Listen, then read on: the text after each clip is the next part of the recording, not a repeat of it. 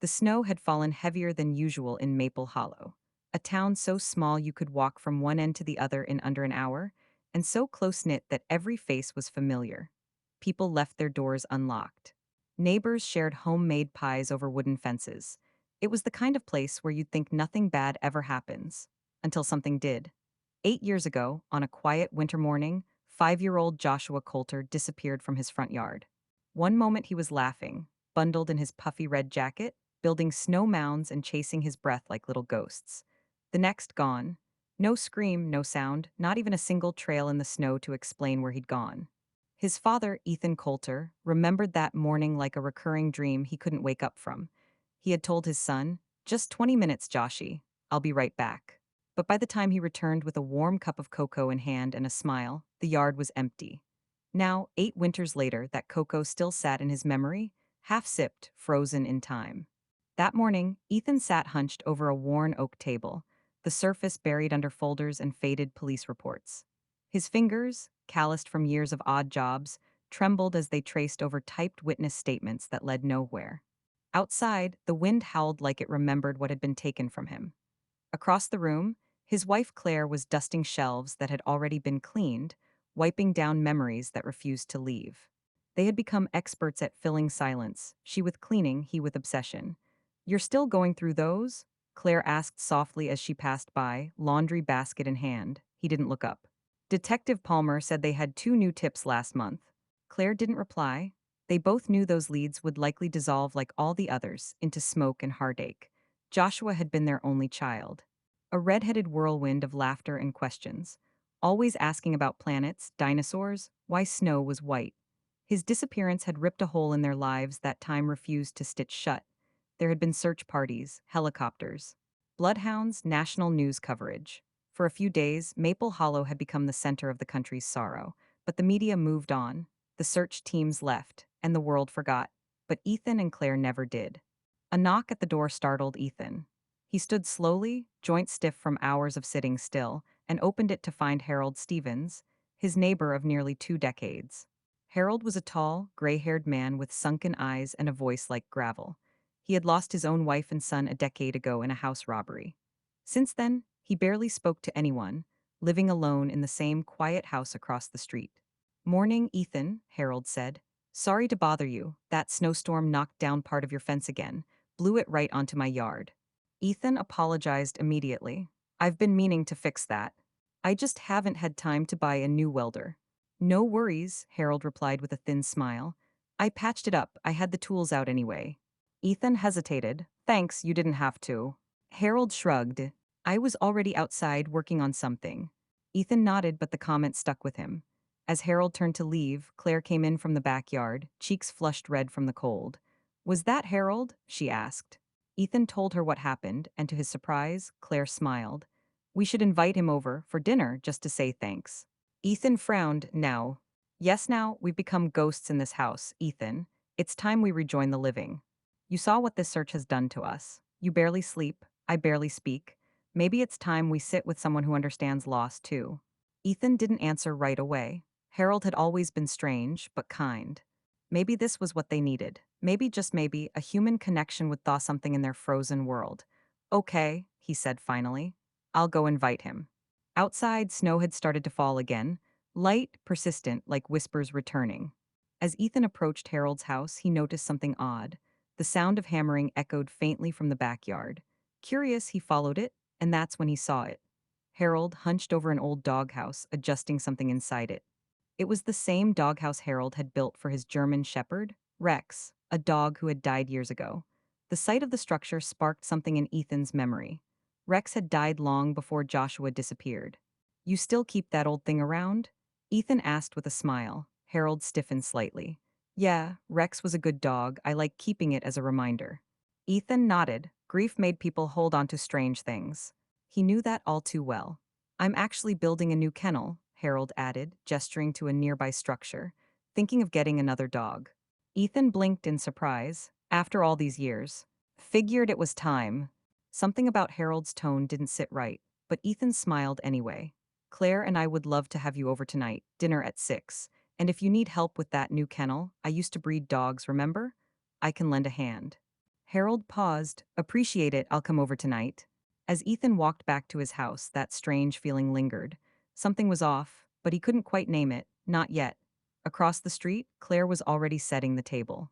A roast was in the oven. The air smelled like rosemary and memories, and for the first time in 8 years, there was something else in their home besides grief. Hope, however fragile, however fleeting. But they had no idea that just beneath the snow, beneath the cracked boards of an old doghouse, beneath years of silence and suspicion, something waited, something that would change everything. Dinner was almost ready. Claire Coulter hummed softly as she pulled golden rolls from the oven.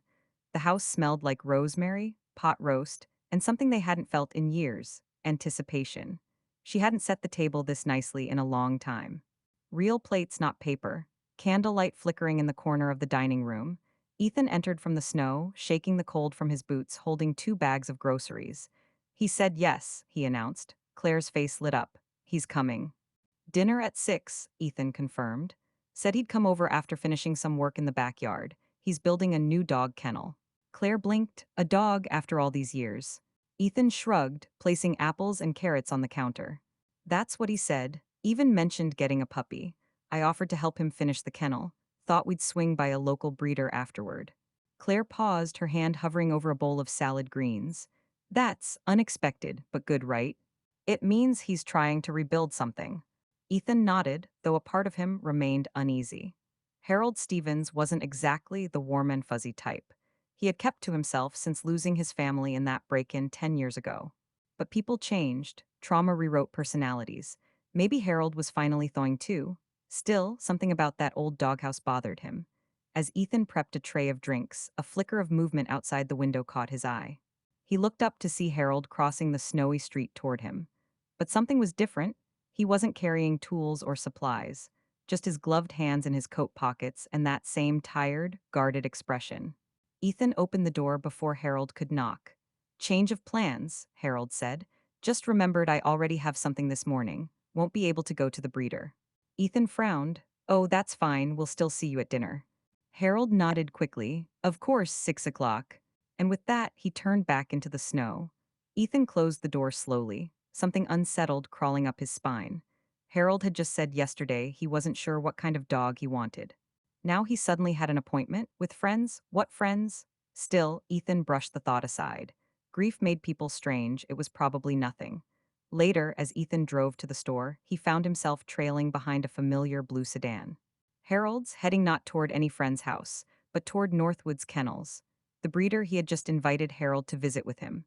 Ethan slowed down, watching from a distance as Harold pulled into the parking lot, stepped out alone, and entered the building. So much for plans with friends. He didn't stop or confront him. He didn't know what he'd even say.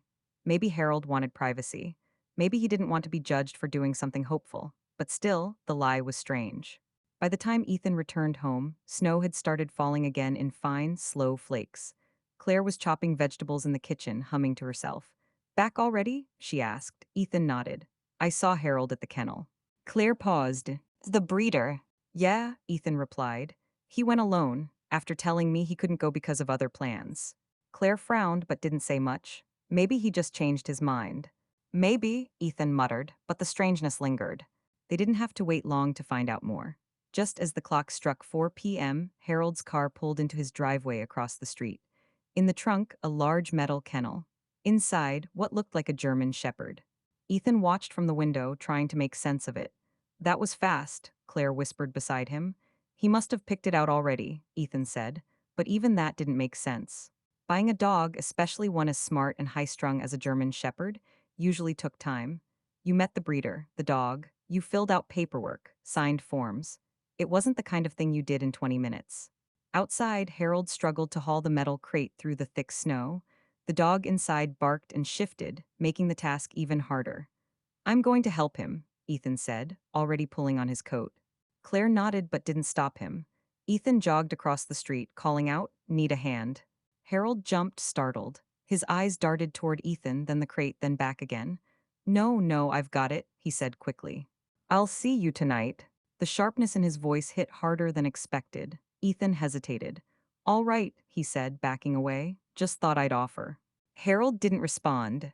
just bent back down and kept dragging the crate toward the old wooden doghouse at the edge of his yard. That doghouse. Something in Ethan's stomach turned. Back inside, he told Claire what happened. She listened, then said gently, "Some people just don't want help. It doesn't mean anything." But Ethan couldn't shake the feeling. The hours crawled. He tried to review the new police reports about Joshua, new tips, all dead ends, but his mind kept drifting back to Harold. The barking dog, the strange behavior, the way he'd covered up the trapdoor in the old kennel. At exactly 6 o'clock, the doorbell rang. Harold stood there, wine in hand, snow in his hair. "Hope Red S all right," he said with a forced smile. Claire welcomed him in warmly. They ate, talked, laughed awkwardly at small jokes. Claire tried her best to keep the atmosphere light, but the moment Ethan mentioned the dog, something shifted. "So how's the new pup settling in?" He asked casually. Harold's fork paused midair. "It's fine," he said after a moment, still adjusting. "You were in and out of that breeder fast," Ethan added. "Usually takes longer than that." Harold's jaw tightened. "I had ordered it ahead of time, just needed to pick it up." But that wasn't what he had said earlier. It didn't add up. The lies were stacking, and Ethan didn't know why, but he intended to find out. And across the table, Claire caught the look in her husband's eyes, the same one she had seen the day their son vanished. A quiet, dangerous certainty. Something was wrong, and he was going to find out what.